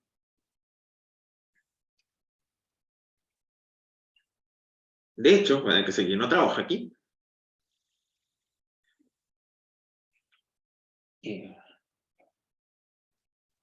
Esta topología se puede definir un valor absoluto.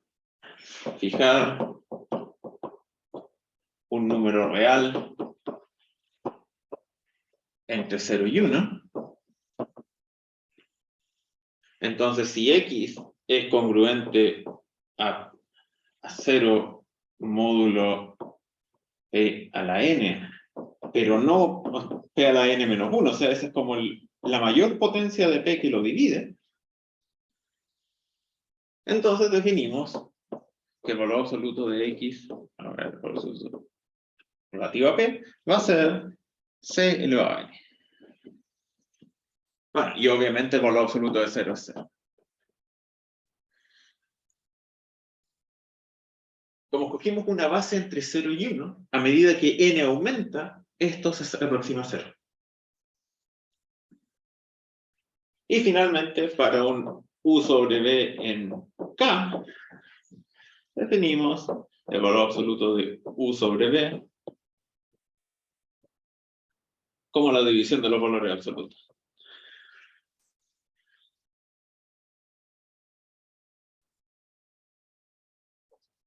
Entonces definimos a partir del primo P, del ideal primo, esta base de vecindad del 0, espacio vectorial topológico se mueve a todos los puntos, es métrica, bien, tiene un valor absoluto.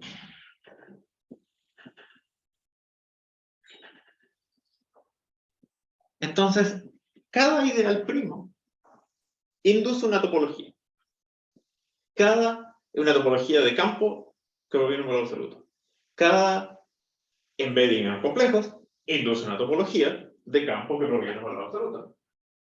Y esa es la conexión. Aquí, cuidado, vean lo que expliqué hasta aquí. Simbolito rojo. No, lo puse a propósito en la mañana porque puse el mismo n aquí y acá y eso, no, eso es mentira. No sé por qué esto no está escribiendo, entonces, pero bueno. Así es que voy a corregir la versión final, no se preocupen. Quédense con la definición que expliqué en la hoja. Y esa es la conexión. Los ideales primos y los embeddings, ambos inducen topologías, que son las únicas. Son las únicas, con estas restricciones, que provengan de un absoluto, que respetan la estructura de campo. Son todas no equivalentes. No pasamos accidentalmente a generar la misma topología con dos ideales o cosas así.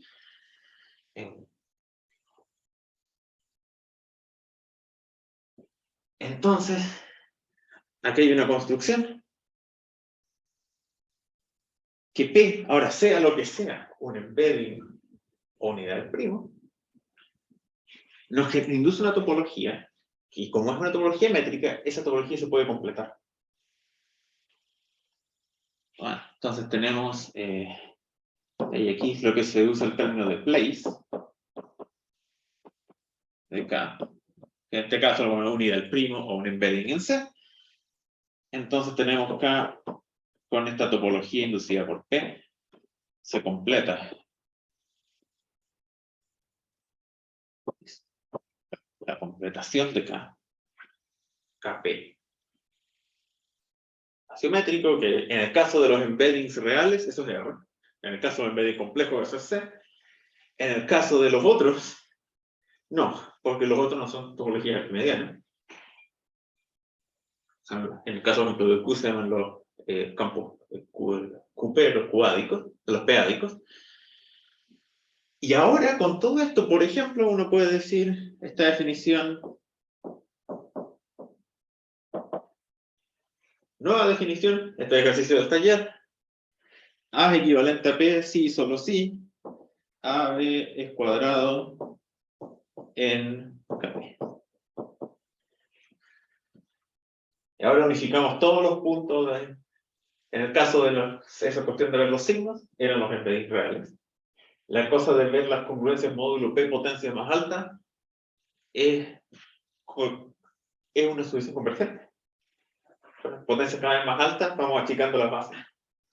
Entonces, en la completación, no una solución convergente, una solución de cochina en el campo. Entonces, en la completación, una solución convergente.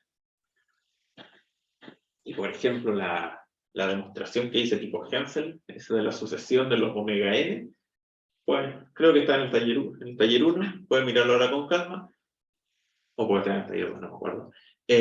Pueden ver que es una solución de Cauchy para la topología correspondiente.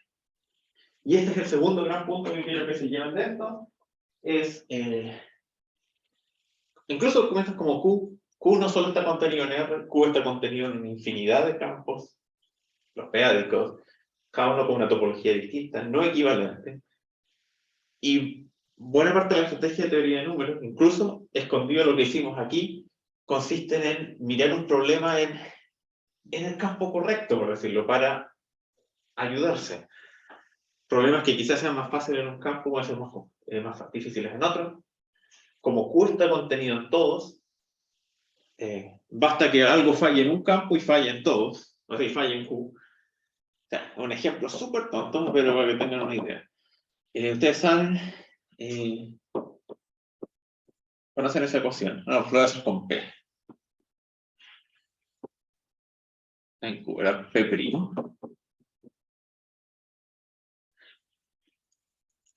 Todo el mundo sabe que esa ecuación no tiene soluciones, pero les quiero hacer notar algo muy breve.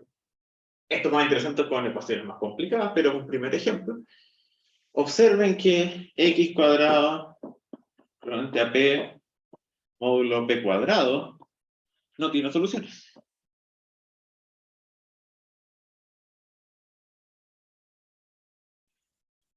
¿Verdad? Porque no puede tener una solución coprima con p, porque sería coprima con p, porque no podría dar p. Y si x fuera múltiplo de p, bueno, al cuadrado sería 0. Entonces, eso no tiene soluciones, punto. Entonces, no tiene soluciones en potencias más altas, porque una solución en p a la 5 la podríamos reducir a p cuadrado. Lo que significa que esto, en la igualdad, no tiene solución en Q con la topología de la convergencia en este caso, no lo que. Y bueno, Q está contenido acá, entonces no tiene solución en Q. No es la mejor forma de demostrar esto, conocer mejor y conocer más rápida, pero la gracia es que esto funciona para múltiples tipos de ecuaciones. Todos los polinomios, por ejemplo. Y en algunos casos se puede devolver. Existen algunos teoremas, Minkowski, por ejemplo, que nos dicen que una forma cuadrática, por ejemplo, que tiene soluciones en todas las completaciones de Q, incluyendo R, tiene soluciones en Q. Como que si están todas, baja. No funciona siempre, no funciona para cúbicos. Hay un cuarto ejemplo. Hay muchos cuartos ejemplos en realidad. Pero nos da herramientas. No solo uno tiene una ecuación en Q, uno la piensa en R para buscar soluciones reales y aproximar algo así. Ahora también podemos pensarla en algún QP. Y en estos QP se puede hacer análisis, son campos normados. Se puede construir un montón de. Se puede estudiar Q indirectamente desde este otro lado. Entonces, esa es como la segunda gran moraleja de esta presentación, la idea de las distintas topologías, las distintas completaciones. Y para terminar muy rápidamente, no me queda mucho tiempo, quiero contar cómo quedan ahora las demostraciones que vimos antes, ahora que sabemos más cosas. Recuerdan, por ejemplo, el lema de finitud, que lo usamos para encontrar subconjuntos finitos en los enteros gaussianos. Ahora lo podemos usar en realidad en cualquier campo de números. Hay que colocar de condiciones de divisibilidad en vez de 2, porque les recuerdo en el caso de los gaussianos hacíamos el producto x más c conjugado. No sé por qué se me cambió. Sí, no, lo he pasado a tocar. Ahora hay más conjugados, ya no son 2, son t. Entonces hay que multiplicar todos los conjugados por las relaciones de Cardano-Vieta. Esto es un polinomio con coeficientes enteros racionales. Cumple exactamente las mismas propiedades de que todos los valores se evalúan desde 1 hasta d, dividen en la norma del elemento b que estamos estudiando. Ya no es valor absoluto cuadrado, es norma. Entonces, todo pasa tal cual que habíamos dicho originalmente. Habíamos dicho, este polinomio era cuadrático, mónico, y sabemos dos valores. Eso los determina. Tengo problemas de internet, me dicen, así es que si desapareció. Bueno. Les decía, el cuadrado mónico, y lo conocemos en dos valores, porque esos dos valores se divide este. Bueno, ahora es de grado D, mónico, y lo conocemos en D valores, que sigue estando fijo. Y creo que todo lo otro es igual, ¿no? Miramos todos los divisores de este entero. Construimos todos los polinomios de grado D, mónicos, que en estos valores son divisores de ese entero. Conjunto finito. La cantidad de raíces, o de menos raíces que tiene su polinomio es finita, y eso contiene lema de finitud, tal cual.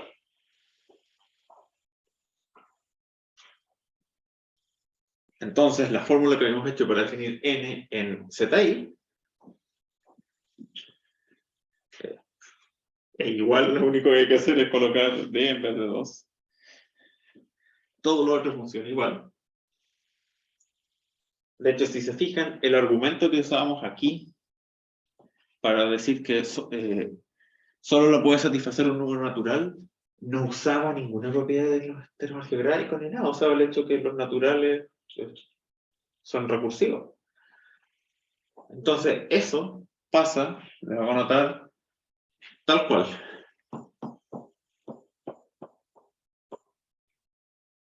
Aquí no usé, de hecho creo que ni siquiera escribo Z o ZI. Lo único que uso es el hecho de que el conjunto definible sea finito, el lema de finitud. Entonces aquí no cambia nada. Aquí sí cambian algunas cosas. Bueno, ¿verdad? Más 2 acá. Ahora más D. Pero sigue siendo por exactamente el mismo motivo. Garantizamos que el conjunto contiene a todos los números de 0 hasta n0, pero contiene más elementos. Queremos eliminar esos elementos. Les recuerdo cómo los eliminábamos antes. Habíamos dicho, vamos a construir este número gigantesco, que es múltiplo de todas las restas, y es suficientemente grande para asegurarnos que todas estas cantidades sean coprimas entre sí, y ninguna sea unidad.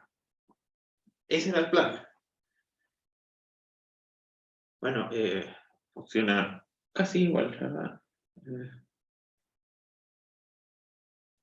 ¿Qué vamos a hacer? La única diferencia es esta.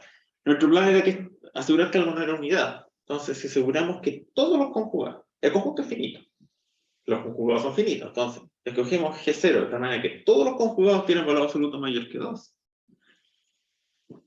Entonces, todos estos elementos, todos los conjugados de x y 0 más 1 tienen valor absoluto mayor que 1. Por lo tanto, el producto de todos los conjugados, conocido como la norma, es mayor que 1 y por lo tanto no es unidad. Entonces, es la misma construcción. La única cosa esta que tenemos que tener aquí, en el caso de los complejos, los dos conjugados del número complejo tienen el mismo valor absoluto. En el caso, en general, no es cierto. De hecho, puede haber, decimos, unidades con valor absoluto que tiende a infinito. Porque un conjugado es muy grande y el otro conjugado es muy chico, entonces al multiplicarse dan 1. Puede pasar. Entonces, aquí nos aseguramos, trabajamos con todos los conjugados para que eso no ocurra, para asegurarnos que no tenemos ninguna unidad.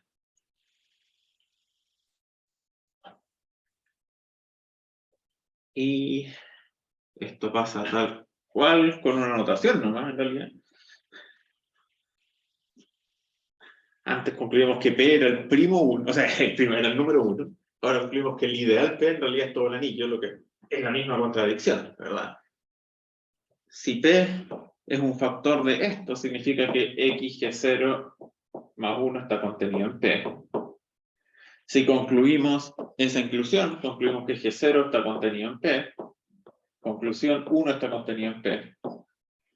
La misma contradicción que antes, pero ahora pensada como ideales, no como números. Pero la conclusión es la misma, no hay todos estos tienen factores primos. Los ideales que los dividía son distintos entre sí. Y como seguimos teniendo factorización única, eso es suficiente, creo que esta no cambia. Creo que esta es de la que es igual en el pasado y en el presente, tal cual. Todos estos factores tienen ideales primos distintos en su factorización.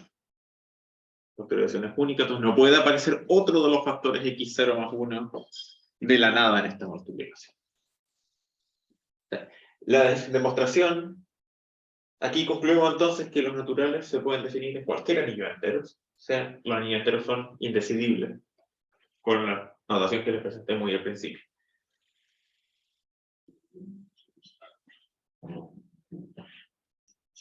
Pero noten, es el mismo razonamiento. Y esto muy rápido. ¿Se acuerdan los lemas que usamos aquí? Son iguales. Lo único que cambié aquí es un nombre. La generalización no es de Hilbert. Pero es lo mismo. Miran todos los P. Ahora estos son todos los primos y todos los embeddings. Y aquí, miren el tremendo cambio. Ya no es en Q, es en K. Es el mismo enunciado. ¿Verdad? Esto... No puse el de Dirichlet. Bueno, el de Dirichlet también es cierto. La primo de solución aritmética.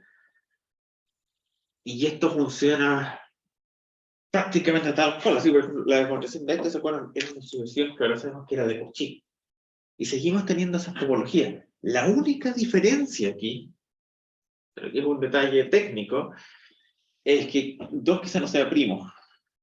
Pero 2 puede que sea divisible por nuevos primos. Entonces, ¿se acuerdan que aquí hacíamos la fracción el f dividido f', y en el f' aparecía un factor 2? Para evitarnos problemas, en vez de trabajar módulo para la 4, puede que haya que subirle el módulo. Es una condición técnica y las demostraciones funcionan igual. Las demostraciones funcionan igual. Aquí hay que tener ese cuidado, ¿verdad? Antes decíamos 2 por Q. Pero ahora, ¿qué pasa si 2 se divide? Bueno, colocamos más factores. Pero el método es el mismo, considerando nuevamente eso de que ya no es a la 4, es a la K. Entonces, las estructuras son iguales. Los métodos son iguales. Hay que tener cuidado con esto, que el 2 se rompa en varios factores, y de hecho en algunos otros problemas eso puede echar a perder algunas demostraciones que funcionan en un caso, pero después ya no, porque aparecen muchos factores o algo así. Pero aquí funciona todo bien. Entonces queda de ejercicio el último paso. Este es el único cambio en toda la fórmula.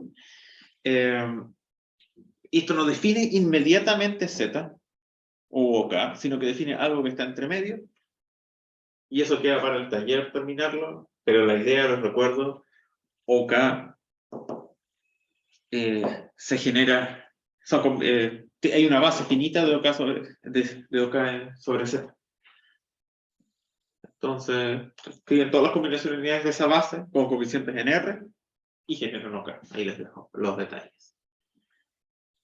Se me anda un poco apurado porque, por supuesto, quiero dejarles esto para que lo miren. Son, por si algún tema les interesó, lógica, no son para nada el único libro que exista. Lo mismo para la indecibilidad. Este de acá es como más computacional, si lo quieren mirar, el de Zorinsky. Si por algún motivo les interesó los de R, que no tiene nada que ver con la charla, este libro es muy bueno, de Van den Dries. Para las cuestiones, campos de enteros, anillo de números, recomiendo realmente este, que no solo está espectacularmente presentado, sino que trae como 150 páginas de bibliografía, la referencia de todo, o sea, ahí está, todos los libros que puedan querer están ahí.